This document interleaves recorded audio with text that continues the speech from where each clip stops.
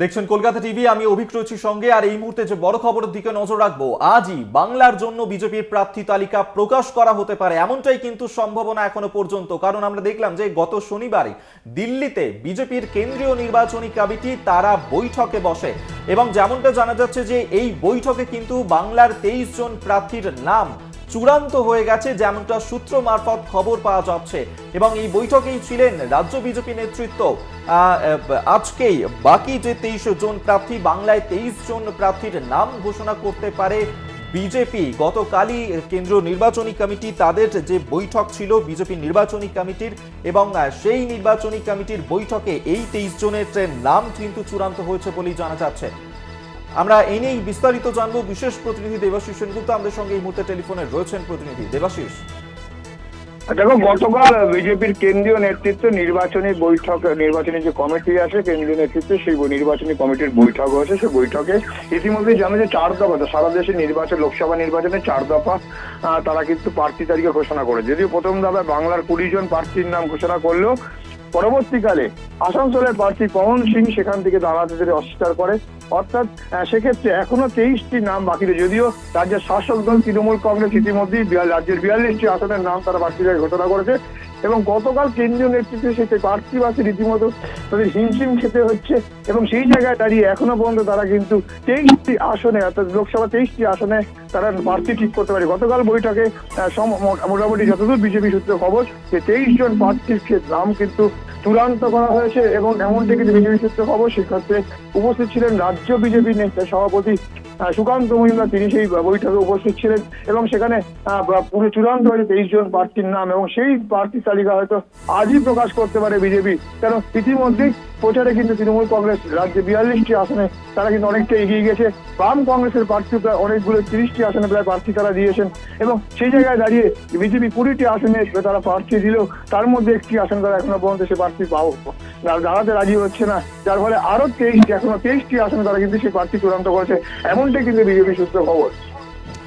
দেবাশিস, এর আগে যেমনটা যে এই যে প্রার্থী তালিকা অসম্পূর্ণ ছিল, সেক্ষেত্রে বারবার আমরা দেখেছিলাম যে অভিযোগ করা হচ্ছিল যে বিজেপি প্রার্থী পাচ্ছে না এই রাজ্যে প্রার্থী দেওয়ার ক্ষেত্রে।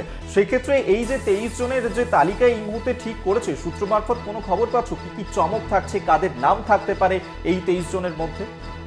দেখো, এখনো পর্যন্ত বেশ কিছু নতুন নামের কথা শোনা যাচ্ছে। এবং তুমি জানো যে গতকালই আমরা যেটা বলেছিলাম যে সেখানে বারাসাত থেকে প্রাক্তন পুলিশ কর্তা দেবাশিস ধরের নাম উঠে আসছে দক্ষিণ কলিকাতার ক্ষেত্রে। সেখানে জগমোহন ডালমিয়ার কন্যা, আর সেখানে উঠে আসছে বৈশাখী ডালমিয়ার নাম উঠে আসছে দক্ষিণ কলকাতা কেন্দ্রে। পাশাপাশি আবার উঠে আসছে মেদিনীপুর কেন্দ্রে, যেখানে দিলীপ ঘোষ যেখান থেকে সাংসদ ছিলেন, সেখানে ভারতী ঘোষের নাম উঠে আসছে। এর পাশাপাশি দিলীপ ঘোষকে তার স্থান পরিবর্তন করানো হচ্ছে, এমনটাও কিন্তু বিজেপি সূত্রে খবর। এবং সেই জায়গায় দাঁড়িয়ে থেকে কিন্তু দলে বেশ কয়েকজন পুরনো যারা প্রার্থী ছিলেন, সাংসদ ছিলেন, তাদেরকে মনোনয়ন দেওয়া নিয়েও কিন্তু বিজেপির মধ্যে দোলাদল ছিল। এবং অনেক ক্ষেত্রে বিভিন্ন জায়গায় তারা কিন্তু প্রার্থী বাছাই নিয়ে কিন্তু রীতিমতো তাদের মধ্যে একটা দ্বন্দ্ব চলছিল, এবং সে প্রার্থী খুঁজে পাচ্ছে না, এমনটাই কিন্তু অভিযোগ বিজেপির মধ্যে থেকে যে অভিযোগ আসছে। এবং পুরনো যারা সাংসদ ছিলেন তাদেরকে অনেকটা প্রার্থী মনোনয়ন দেবে না, এমনটাও কিন্তু শোনা যাচ্ছিল। এবং সব মিলিয়ে কিন্তু একটা দোলা চলেছিল বিজেপির কেন্দ্রীয় নেতৃত্ব, যে রাজ্য নেতৃত্ব যে সুপারিশ পাঠিয়েছিল, তারপরেও কিন্তু কেন্দ্রীয় নেতৃত্ব পুঙ্খানুপুঙ্খ বিশ্লেষণ করে। কেন ইতিমধ্যেই কিন্তু এখানে এসে দাঁড়িয়ে বিজেপির কেন্দ্রীয় নেতা অমিত শাহ, কেন্দ্রীয় স্বরাষ্ট্রমন্ত্রী, তিনি বলে গেছিলেন এবার এই রাজ্য থেকে 35টি আসনে তারা কথা বলেছিলেন। যদিও পরবর্তীকালে টুইটার হ্যান্ডেলে তিনি জানিয়েছিলেন, এক্স হ্যান্ডেলে, যে এইবার রাজ্যে 25টি আসন তার 85 আসনের করতে তারা আশাবাদী। এবং সব মিলিয়ে কিন্তু বিজেপির প্রার্থী তালিকা এখন দেখার বিষয় যে কি হয়। বেশ কিছু নতুন মুখ থাকবে এমনটাও কিন্তু মনে করছে তারা। প্রার্থী তালিকা বাছাই নিয়ে কিন্তু ইতিমধ্যে বিজেপির মধ্যে অন্দরের একটা দ্বন্দ্ব কিন্তু চলছিল, এমনটাই কিন্তু বিজেপি সূত্রে খবর। এবং সেই জায়গায় দাঁড়িয়ে চূড়ান্ত প্রার্থী কি হয় এবং মেদিনীপুরের সাংসদ দিলীপ ঘোষকে কোথায় প্রার্থী করে, এই সবটা নিয়েই কিন্তু রীতিমতো রাজ্য বিজেপির মন্দরের মধ্যে কি দ্বন্দ্ব চলছে। এখন দেখার বিষয় আজই 23টি আসনে নাম ঘোষণা করার পরে ঠিক কাদের নাম চূড়ান্ত হয়, নতুন কোনো চমক থাকে কিনা বা নতুন কোনো প্রার্থী তারা বেছে নেন কিনা, এখন সেটাই দেখার বিষয়।